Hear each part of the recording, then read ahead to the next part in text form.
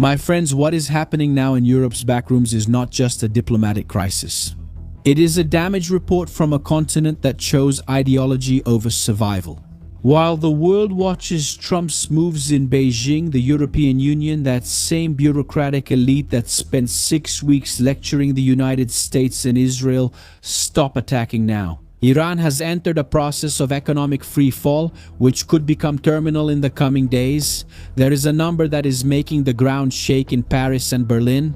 42 days, write that down. This is not a random number or a generic estimate. It's exactly how much time the International Energy Agency confirmed Europe has left before it runs out of aviation fuel.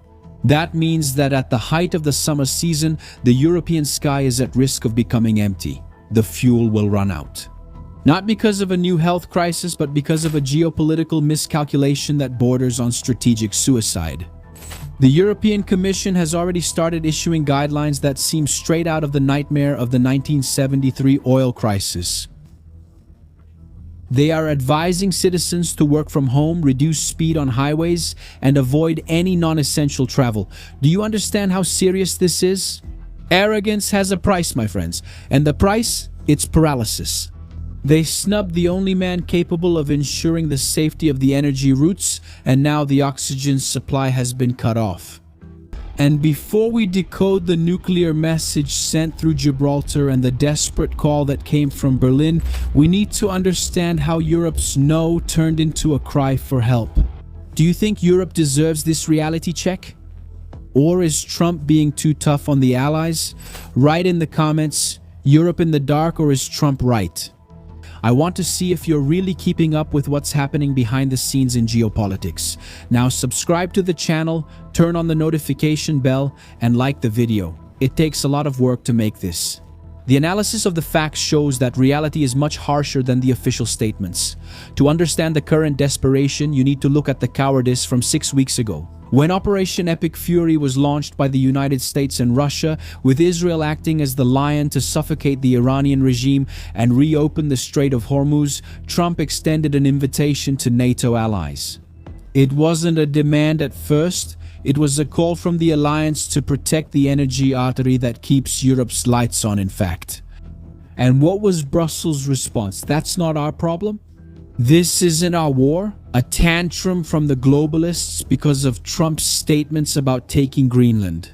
And then for 6 weeks they sat on their hands while the United States and Israel did all the heavy lifting.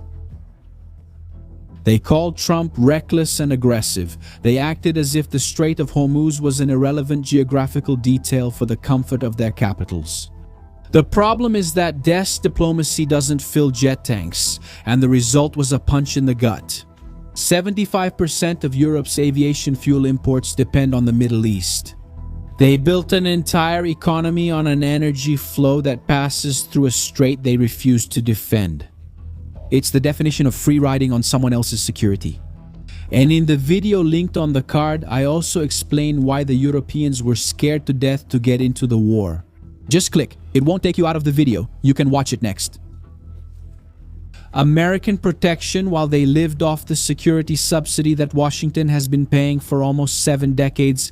But the breaking point happened in Spain. The socialist government of Sanchez denied the use of the Rota and Moron bases, which have been jointly operated since 1953, claiming that the operation violated international law. Trump didn't argue. He simply moved 15 strategic aircraft, including the aerial refueling tankers, to Germany within hours. The message was short. Spain has nothing that the United States needs except fantastic people, as Trump said, but it lacks leadership. And the result? The complete severance of trade relations with Madrid. The security subsidy for those who snubbed the protector was cancelled, and the bill came in the form of airports at a standstill. While Europe tried to manage the crisis with statements of condemnation, on May 10th, a fait accompli. It changed the balance of power. An Ohio-class ballistic missile submarine surfaced and docked in Gibraltar. Pay attention to the gravity of this. The movements of American nuclear submarines are the best-kept secrets on the planet. They are designed to never be seen. When the Pentagon decides to reveal the beast, it's sending a message of absolute strength. Gibraltar is the gateway to the Mediterranean and is located at the southern tip of Spain.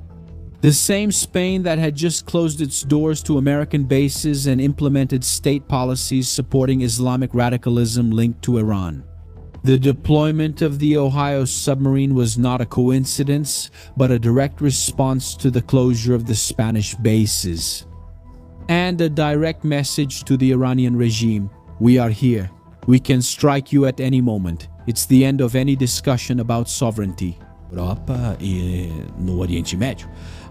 The message sent to Madrid and Brussels was, we don't need your land runways. We have mobile nuclear bases under the waters all over the world. This submarine carries Trident II missiles, capable of delivering multiple nuclear warheads with surgical precision. The signal was sent right after Trump rejected a ceasefire proposal from Iran, considering it unbelievably weak, indicating that the pressure will not ease. Europe only began to realize that the game had changed when it noticed that American steel was parked in its backyard without asking for permission. And then, my friends, meanwhile, Europe's isolation reached its peak. After weeks of severe tensions, threats of troop withdrawals, and tariff increases, the German Chancellor Friedrich Merz called Trump as soon as the president returned from Beijing, knocking on the door of those who thought they were untouchable. Weeks ago, Friedrich Merz mocked the American strategy in a joke with students, saying that the United States would not be able to end the war with Iran and that the Iranians were humiliating Washington. Trump responded in kind, calling the chancellor ineffective and saying he had no idea what he was talking about. But the physical reality of the lack of oil and gas spoke louder than German pride. In the call that Merz just made to Trump, Germany completely backed down. He agreed that Iran must come to the negotiating table, open the Strait of Hormuz, and give up nuclear weapons. Berlin, which previously led the diplomatic resistance against Trump, is now rushing to coordinate positions before the NATO summit in Ankara. In practice, Germany realized that without the Strait of Hormuz being kept open by American force, the European industrial power would collapse. The chancellor, who tried to open a front against Trump, is now calling for coordination. It is the surrender of Europe's economic engine in the face of the reality that power today does not accept euros, only strategic loyalty. And the global mandate today goes through Washington, and Berlin has just signed the acknowledgement form. But the European fiasco doesn't stop there. Recently, we saw a scene that borders on the comical. Starmer, the British Prime Minister, Friedrich Merz, the German Chancellor, and Macron, the President of France, met in Paris to try to create a European naval force to operate in Hormuz. It's what we call showing up late to the barbecue and still wanting to eat the best steak.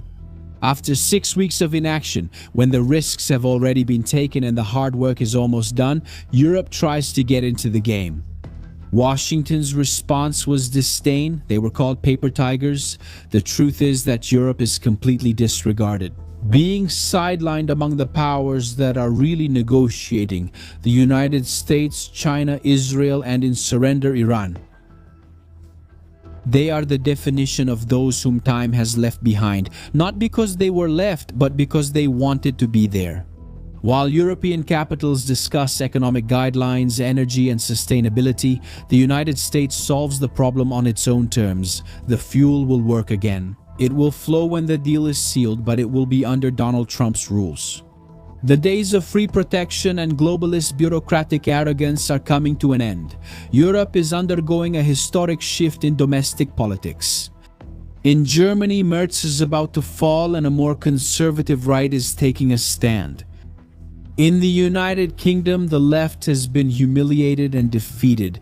In France, Macron is hanging by a thread. They snubbed the invitation to the fight and now they beg for the spoils of victory. And then, my friends, we see a brutal difference on this board. While the average European is being told to slow down and stay at home, the new Washington Code is inviting citizens to speed up.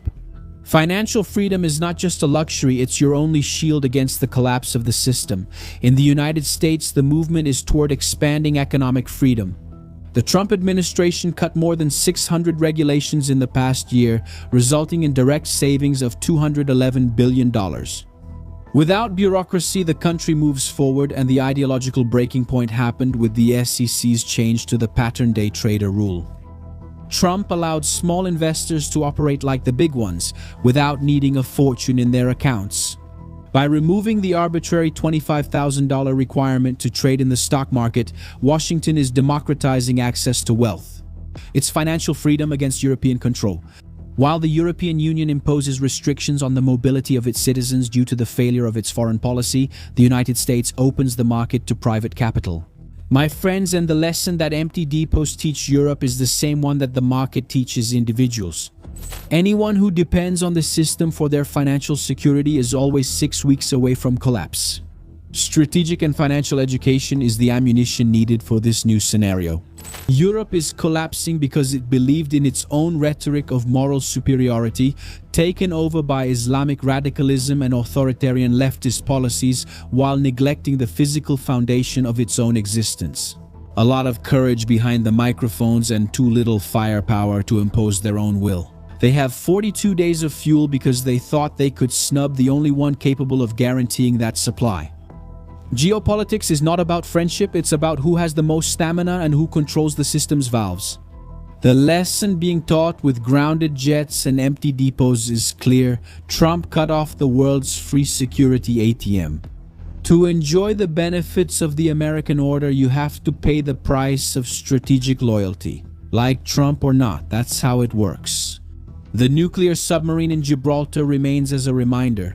Real power doesn't need speeches, it just needs to surface in the right place. Europe may have snubbed American leadership, but now it has discovered that without it, it can't even keep its lights on. Friedrich Merz's call to Trump is the sound of Brussels' final surrender. My friends, the board has shifted. And those who don't understand this new code will just be pawns in someone else's story. And Brazil? What about Brazil in all of this? Guys, I usually say if things are bad for Europe, if things look bad for them, just imagine for us Brazilians. Now, do you want to continue this debate in greater depth? With topics that we can't bring up here due to time and also restrictions, we're on borrowed ground here. That's why we created our intelligence bunker.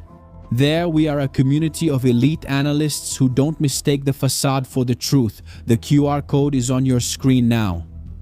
There are more than 3,000 subscribers who fund the information we bring to you here to rescue you from the bubble system. So come and enjoy our content.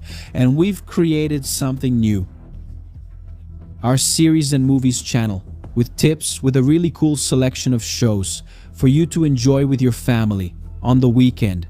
And don't worry, no woke culture, no whining. Everything is already thoroughly analyzed with interesting discussions so you can just watch and understand. Did you know there are shows that practically predicted what's happening now in the Middle East, in the wars? In this war of intelligence and counterintelligence? Yeah. Go check it out. Link in the description, in the pinned comment, and also in the card that will appear on your screen. Subscribe to the channel, turn on the notification bell, like the video, and if you enjoy the content, share it with your friends. Yes, now shield your mind. I'm Shimon Oliveira, and I'll see you next time. Until then.